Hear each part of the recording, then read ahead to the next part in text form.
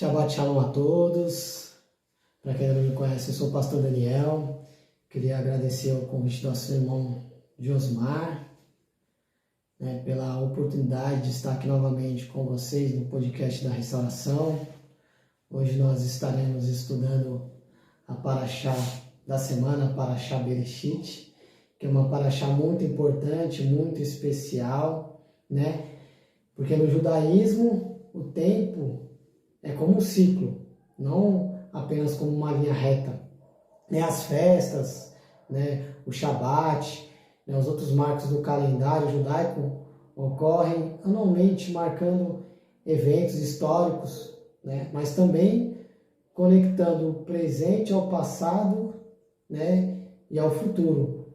Então, a cada ano a gente observa esses marcos, não estamos apenas lembrando de um evento passado, mas revivendo-os, de certa forma e trazendo suas lições e bênçãos para o presente, Então, por isso que o Shabbat Bereshit ele é especial, porque marca o início do novo ciclo de leitura da Torá, No Brasil, a gente costuma dizer que o ano só começa depois do Carnaval.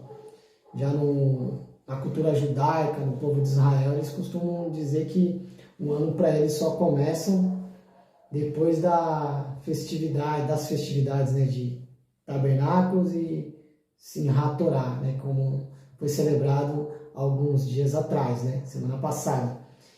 E por isso que esse Shabbat ele é importante, é especial, Shabbat Bereshit. A palavra Bereshit significa no começo, no princípio, ou em princípio, Então essa leitura que nós vamos fazer dessa porção nos lembra do ato inicial da criação do mundo.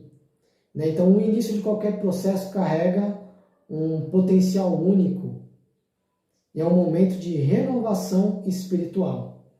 Então o Shabbat Bereshit é um momento importante para definir a intenção e a direção para todo o ano que está por vir, E até alguns judeus, algumas correntes do judaísmo, enfatizam a importância desse momento, E a ideia é que em certos momentos do ano, principalmente nesse momento do ano, traz uma energia, uma luz espiritual especial.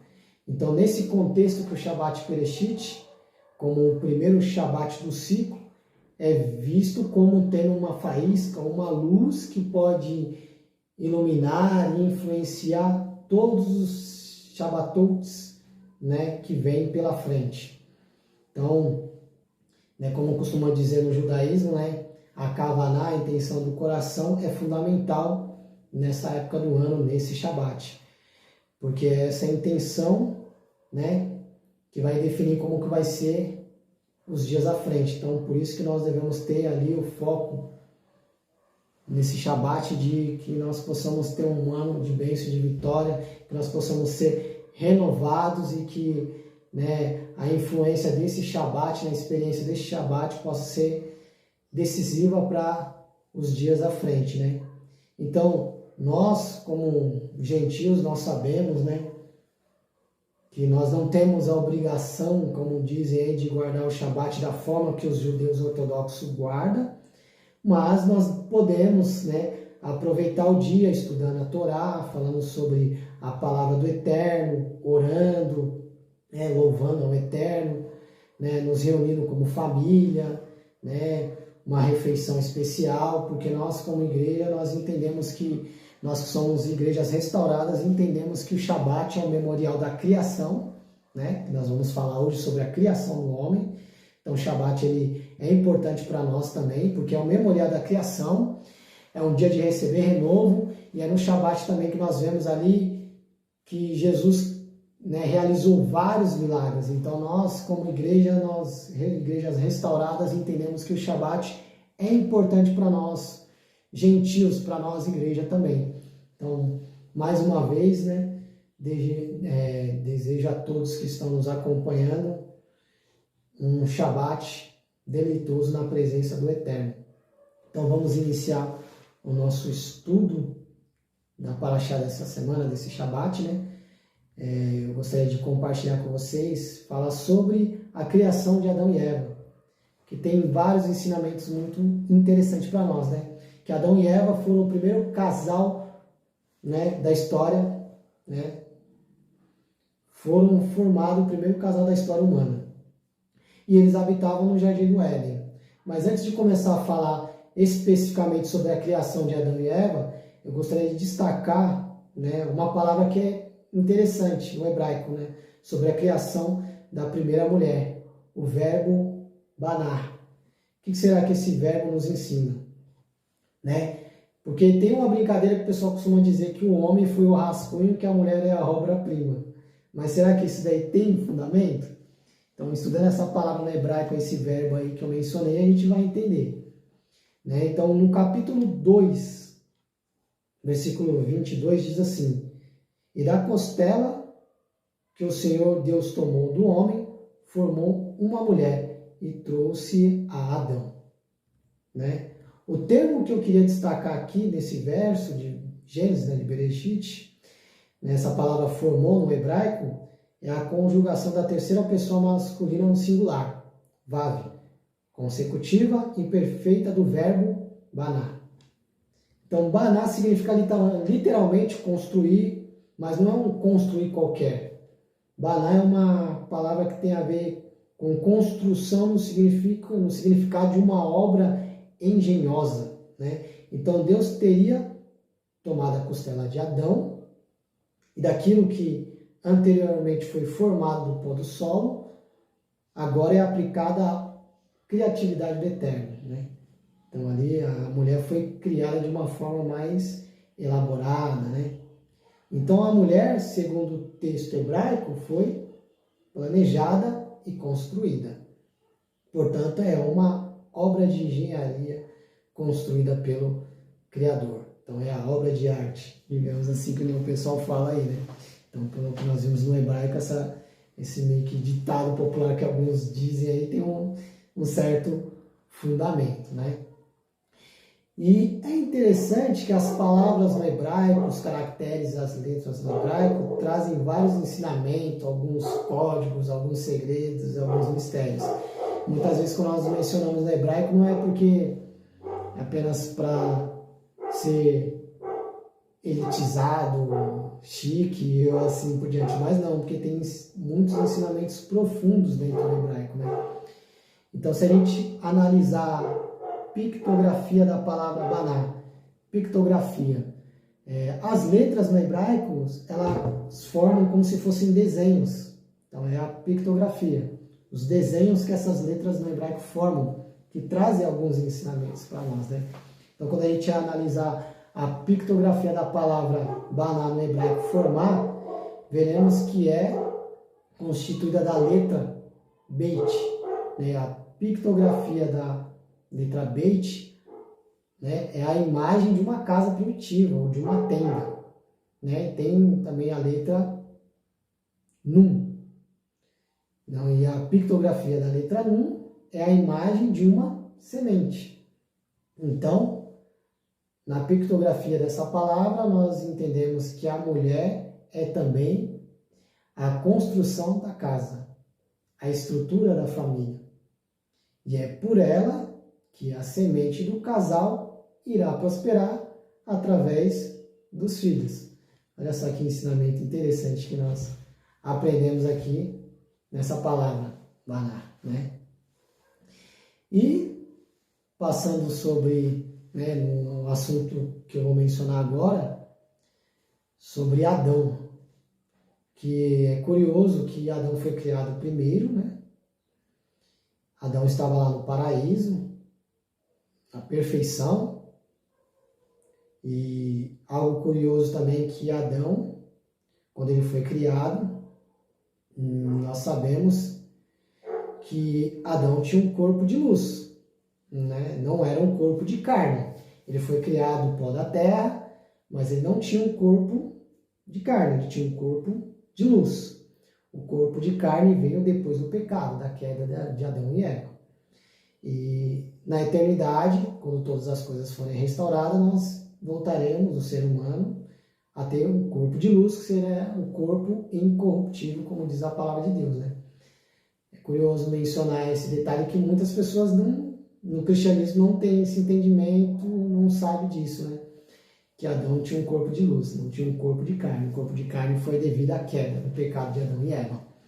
Existe até um estudo falando detalhe por detalhe sobre isso, mas vai ficar para uma próxima oportunidade para não ocupar muito tempo, senão fica um estudo muito prolongado, mas nós podemos estar futuramente falando sobre essa questão do corpo de luz de Adão.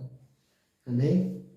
Mas, falando sobre Adão, ele estava no paraíso, daquela perfeição toda, e Adão se sentiu sozinho, solidão, bateu a solidão em Adão.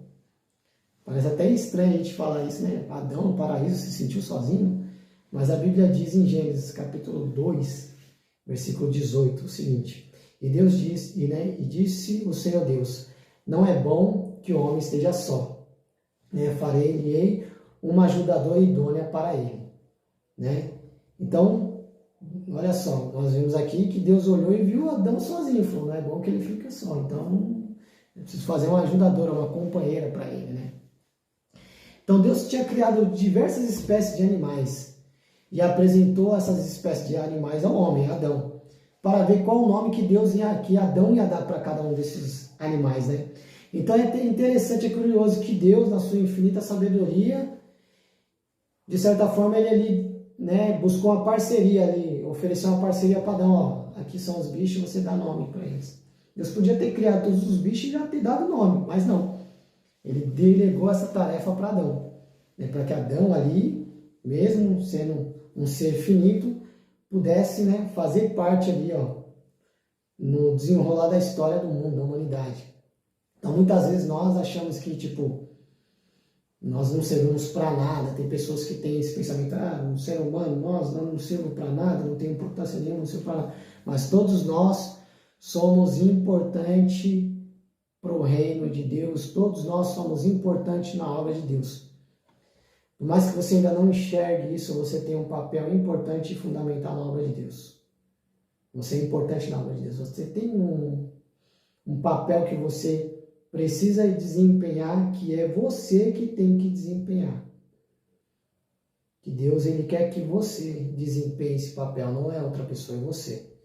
Então Deus tem um chamado para você e você precisa desempenhar esse papel que Deus tem para você. Amém? Glória a Deus. E continuando aqui, né, nós vemos que Deus passou a tarefa para Adão dar nome aos animais. E Adão recebeu vários dons de Deus, né? Adão foi criado à imagem e semelhança de Deus. E tem o poder de se expressar por meio da fala, dando nome aos animais. Isso mostra que Adão tem a capacidade de entender e conceituar a natureza de cada ser criado, né? E aqui em Gênesis capítulo 2, versículo 19, diz o seguinte: Havendo, pois, o Senhor Deus formado da terra todo o animal do campo e toda a ave dos céus, os trouxe a Adão para ver como lhes chamaria. E tudo que Adão chamou a toda a alma vivente, isso foi o seu nome. Mas para o homem não se achava ajudadora. Gênesis capítulo 2, versículo 20. Então, a gente observa aqui o desdobramento da história, né? Nesses versos que nós lemos, que há uma interrupção no fluxo do texto ali, né? Na narrativa. Desde o momento em que Deus declara a solidão de Adão, né? Que ele disse que não era boa, né?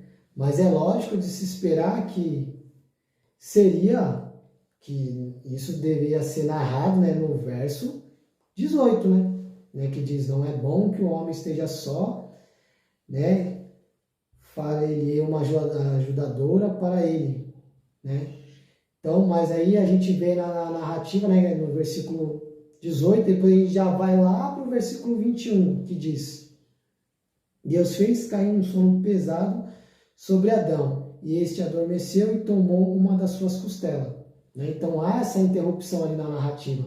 começa a falar da criação do homem, vai falar da criação dos animais, depois vai falar, né, da criação de Eva, né? Então, mas, como a gente disse, né, que é essa interrupção, que ali Deus traz os animais a Adão, para lhe dar nome aos animais. Então, essa passagem, né, ali, né, separa, né, essa separação, nós podemos compreender que, muito embora ele tenha algo em comum com o reino animal, que Adão tem algo em comum com o reino animal, né, a semelhança, alguns aspectos da fisiologia, porém há diferenças fundamentais que separam o homem, né, Adão ali, dos animais.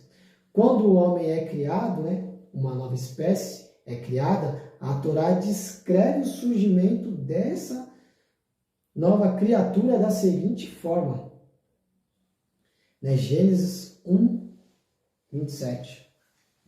E criou Deus o homem à sua imagem, a imagem de Deus o criou, homem e mulher os criou. A maioria das traduções está assim, né, nas Bíblias, mas o original, a tradução mais próxima do original, seria macho e fêmea os criou, né, porque o termo no hebraico zakar significa macho, e o termo no hebraico nekevá significa fêmea. Então, quando nós vamos ler a Bíblia, interpretar a Bíblia ali num método que o sábio do judaísmo usa, que é o pardes, né? Nós vemos ali no Pishat, no sentido literal e direto do texto, né? Que esse versículo 27 do capítulo de Gênesis é o resumo da criação do homem e da mulher. Que em Gênesis, no capítulo 2, versículo 7, há mais detalhes de como Deus formou, né, o homem do pó da terra. Ainda assim é possível, por meio do Derash, né, que é o método interpretativo simbólico do texto, ter um entendimento que leva à expansão, né, das palavras desse verso.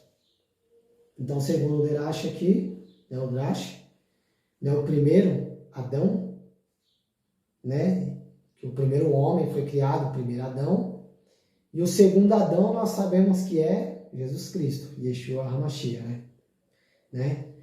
Então continha, né, o primeiro Adão continha também Eva dentro de si. Então o primeiro Adão, o primeiro homem, Adão HaRishon, continha Havá ou Eva dentro de si. Por isso está escrito, macho e fêmea os criou. Porém, quando dá a criação da mulher, Eva, é retirada de Adão, separando dois seres que estavam, em princípio, juntos. Portanto, olha só, preste atenção, esse ensinamento que nós temos nessa passagem aqui. Portanto, o casamento é a volta do homem ao seu estado original. Pois o casamento faz com que o homem e a mulher voltem a se unir em um só corpo, em uma só carne, como estavam no princípio. Dois seres em um. Olha só que legal. Não são mais dois, mas um, como no princípio, né? Até esse versículo aqui de Gênesis, ele é muito citado em cerimônia de casamento, né? Em convite de casamento, né? E olha só que interessante, né? Que tem um pensamento de um rabino, né? Rabino Eliezer diz o seguinte: qualquer homem que não tem esposa não é propriamente um homem, porque está escrito, macho e fêmea ele os criou. Eu até brinco com a minha esposa, né? Eu costumo dizer, né? Como alguns dizem também, né? Que um homem que não tem uma mulher para passar ele, fazer ele passar raiva de vez em quando, não tem uns boletos para pagar, não é um homem, é apenas só um menino, né? Tem mais ou menos a ver com o que esse rabino aqui disse, né? Um homem que não tem uma esposa não é propriamente um homem completo, né? E nós vemos hoje em dia que a sociedade está vivendo uma inversão de valores, né? Estão pregando ideologias aí que é contra a família, contra o casamento. Os jovens hoje em dia não querem saber de casar, enxergam o casamento como uma coisa errada, querem ficar solteiros. E nós precisamos, como igreja, como servos do Eterno, se posicionar contra esse tipo de pensamento, contra esse tipo de ideologia. Porque nós vemos que o casamento é algo instituído pelo Eterno como bênçãos, tanto para o homem, tanto para a mulher. E é necessário que nós resgatemos o valor, né, da santidade do casamento, da família. Nós devemos defender e se posicionar a favor da família e dos princípios estabelecidos pelo Eterno em sua Torá, em sua palavra. Amém?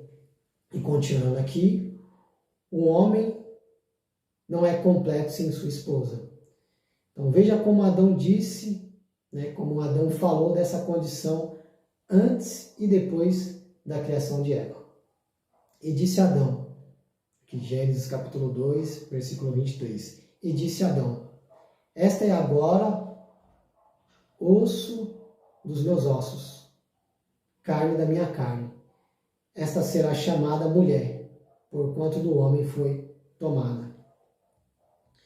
Essas palavras foram confirmadas séculos depois pelo nosso Mestre Jesus Cristo Yeshua HaMashiach, no Evangelho de Marcos, capítulo 10, versículo 7 e 8, que diz assim: por isso deixará o homem a seu pai e sua mãe, e unir-se-á a sua mulher, e serão os dois uma só carne. E assim já não serão dois, mas uma só carne. E é interessante que essa palavra aqui, no hebraico, né, esse termo, errad, né, todos nós que conhecemos a oração, a reza do Shema, no judaísmo, os judeus, eles sempre recitam, sempre rezam, sempre oram no Shema. Shema Israel, Adonai, Eloheinu, Adonai, Errad, né? Ouve só Israel, Senhor vosso Deus é um, né? Repare que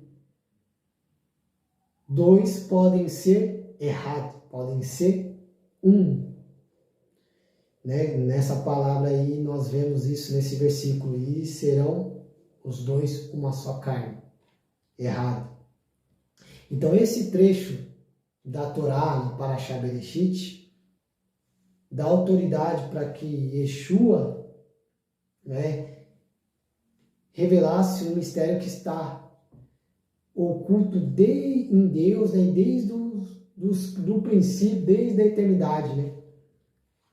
João capítulo 10, versículo 30 diz assim, João capítulo 10, 30. Eu e o Pai somos um. Olha só, que tremendo, né? Que nós podemos ver aqui esse midrash aqui, quando nós vamos analisar ali no pardês, né, no nível sold, o que está por trás dessa palavra errados. Porque existe muito pensamento contrário sobre a unicidade do Eterno e de Yeshua. Unicidade, né? Faço questão de frisar a palavra unicidade, não unicismo. Porque existem as correntes teológicas, unicismo, trinitarismo, aí entra o conflito, aquela questão do monoteísmo, politeísmo. Existe muito essa guerrinha, né, de pensamentos dentro da teologia, no judaísmo, enfim, nas correntes teológicas aí. Mas nós podemos ver que essa palavra errado, ela pode ser interpretada dessa forma, né? Uma unidade composta, né?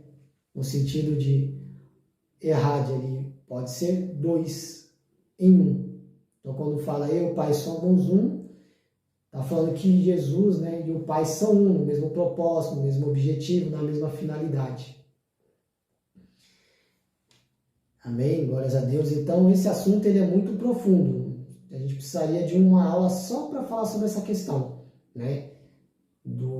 desse termo aqui errado. Mas só nessa passagem aqui de Adão e Eva, do casamento, já nos traz um ensinamento glorioso e tremendo para nós, né? Amém? E voltando aqui sobre a criação de Adão, né? Continuando aqui, nós vemos que em Gênesis, a formação de Adão, né? A sua criação, né? Que as Bíblias usam a palavra, né? Que é a tradução, né? Da palavra bará, criar, né? E também existe a palavra no hebraico yetzar, formar, que são palavras que não são sinônimos, têm significados diferentes. A gente acha que formar e criar é tudo a mesma coisa, mas tem diferença, né? Então, criar, bará, significa trazer algo, né, do nada, né, à existência. Então, bará significa trazer algo do nada à existência. E já yetzar descreve a formação do homem a partir de matéria pré-existente, né? Então, ou seja, do pó do solo.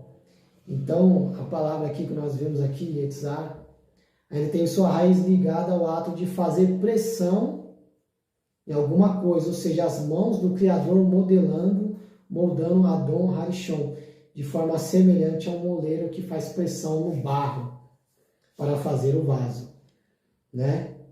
E esse vaso foi preenchido, né, o homem, esse vaso foi preenchido com algo muito especial, que é o fôlego de vida, que veio de dentro do próprio Criador quando soprou nas narinas de Adão.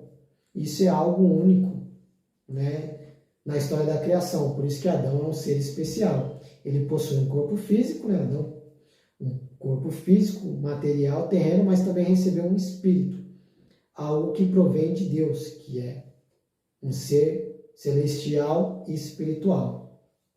Então, por o homem, de certa forma, podemos dizer assim que ele é um ser híbrido, né? Porque ele é terreno e espiritual. Porque ele tem ali o aspecto físico, terreno e também espiritual. Então, o corpo físico necessita do alimento físico. Já o espírito necessita do alimento espiritual, né?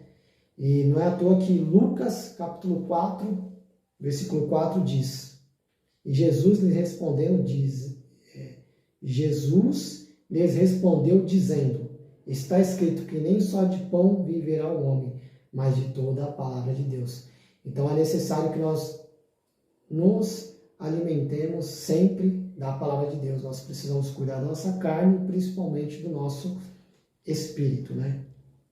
E hoje nós sabemos, né? Nós conhecemos que o verdadeiro pão celestial que alimenta, nutre e dá vida a todos que se alimentam dele é Jesus Cristo, Yeshua HaMashiach, né?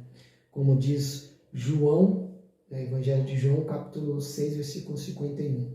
Eu sou o pão vivo que desceu do céu, e se alguém comer deste pão, viverá para sempre. E o pão que eu der, que é a minha carne, que eu darei pela vida de todo mundo. Então, nós vemos aqui, né, que o homem, no seu estado original, é mais perfeito, mais elevado do que o restante da criação. Quando Deus soprou em suas narinas o fôlego de vida, ele elevou o homem e o tornou regente de toda a terra. Então, o Filho do Homem, no caso aqui Jesus, que é também chamado de Mashiach ben Yosef, ou seja, o Messias, filho de José, que veio para resgatar e reconstruir esse vaso caído do homem, né? Que foi devido à queda do pecado de Adão, para torná-lo elevado novamente e dar vida espiritual. Então, o fôlego de vida foi soprado novamente sobre a humanidade. Quem o receber terá vida eterna, como diz em João capítulo 20, versículo 22.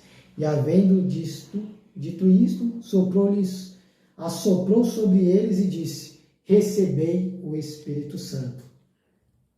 Então, que todos nós venhamos receber o sopro do Espírito Santo, para que nós possamos ter a nossa identidade em Deus restaurada, para que nós possamos ser restaurados pelo Espírito Santo, para que nós possamos ser elevados espiritualmente, para que nós venhamos ser luz nesse mundo, para que nós possamos ser sal nessa terra, para que nós possamos fazer a diferença, para que nós possamos ajudar a resgatar essas pessoas que estão perdidas no mundo devido ao pecado, devido à queda de Adão e Eva, que nós possamos apresentar a essas pessoas a luz da palavra, a luz da Torá, que nós possamos alimentar essas pessoas que estão famintas do pão da vida, que nós possamos matar a sede dessas pessoas que estão no mundo aí fora, Jesus que é a fonte da água da vida, que nós possamos levar a essas pessoas a mensagem do Eterno, que cada um de nós possamos exercer o nosso papel, o nosso chamado nessa terra. Homens e mulheres são importantes no reino de Deus. Cada um tem o seu papel, cada um tem o seu chamado, cada um tem a sua função, cada um tem o seu propósito, como nós aprendemos no estudo de hoje. Deus ele não precisava de Adão para colocar nome nos animais, mas mesmo assim Deus delegou essa tarefa para Adão. E a mesma coisa nós. Muitos podem pensar, Deus não precisa de mim para alcançar as pessoas aí fora. Se Deus quiser, Ele pode tocar de alguma forma, de um jeito ou de outro, né? Mas nós somos privilegiados e escolhidos por Deus para executar essa tarefa de levar as boas novas às pessoas no mundo aí fora. Deus ele quer usar você como um agente da restauração. Então que todos nós possamos levar a restauração para as vidas, para os lares, e em especial para as famílias, né? Família, projeto de Deus. Casamento, projeto de Deus. E os casamentos estão sendo destruídos, casamentos estão sendo bombardeados por ideologias que contrariam os princípios da Torá. Os jovens, as crianças estão sendo bombardeadas pela mídia com ideologias que contrariam os princípios da Torá, sendo ensinadas que casamento é algo ruim, sendo ensinadas que a família tradicional é algo ultrapassado. E nós precisamos nos posicionar a favor do casamento, da família. Nós precisamos ensinar os nossos filhos sobre a importância do casamento, sobre a importância da família, dos princípios bíblicos, dos princípios da Torá. Nós precisamos ser como Adão era antes da queda, de ter contato com Deus, de falar com Deus todo dia, na viração do dia, que nós possamos resgatar isso aí, que nós possamos ser cheios do Espírito Santo, que nós venhamos buscar intimidade com Deus. Muitos ouvem falar sobre Deus, mas poucos ouvem Deus falar. Que nós devemos buscar ter essa intimidade com Deus. Que você possa ouvir o Eterno falar com você no seu ouvido. Que nós devemos buscar restaurar cada vez mais e mais a nossa essência em Deus. Que nós devemos buscar cada vez mais e mais um grau de espiritualidade elevada, né? Para que nós possamos ajudar a resgatar essas pessoas que estão no mundo das trevas, no mundo do inimigo, do maligno, né? Então, cada um de nós temos um papel, um chamado dentro do reino. Que cada um que está aqui acompanhando esse estudo possa despertar e se posicionar como um agente da restauração. Porque famílias precisam ser restauradas, casamentos precisam ser restaurados. E vai ser através da minha e da sua vida que esta restauração vai ocorrer. Então, que você venha a ser cheio do Espírito Santo, que você venha a ser capacitado, que você venha a ser renovado, que você venha a ser fortalecido, como nós aprendemos com os sábios do judaísmo. Shabat é o dia de você receber o renovo da parte do Eterno. Que você venha a receber o renovo do Eterno nesse Shabat. E que os dias que se seguem à frente serão dias de bênçãos. As lutas podem até vir, mas Nós cremos que o Eterno está na frente de tudo, que Ele está no controle de tudo. E que nós iremos vencer as lutas e as batalhas que surgirão no nosso caminho. Amém? Eu agradeço a cada um de vocês que está acompanhando esse estudo e reitero novamente, orem por Israel, orem pela paz em Jerusalém, na Terra Santa. Nós, como igreja, temos que nos posicionar a favor de Israel e que o Eterno venha trazer, um desfecho pacífico e que tudo venha se resolver da melhor forma possível. E nós cremos que o Eterno está no controle de tudo, guardando aquele povo. E que Ele venha guardar não só o povo que está lá em Israel, mas todos os seus filhos e seus servos nos 4 cantos da terra. Porque nós sabemos que o povo de Israel é perseguido nos 4 cantos da terra. Que o Eterno venha guardar cada um dos seus servos, dos seus filhos nos 4 cantos da terra. E que venha abençoar cada um de nós. Nós, como igrejas restauradas, temos como obrigação orar e interceder por Israel. Amém? Que Deus abençoe a cada um de vocês em nome de Yeshua HaMashiach, que vocês venham ter um Shabbat deleitoso em nome de Yeshua HaMashiach. Amém? Shalom, shalom.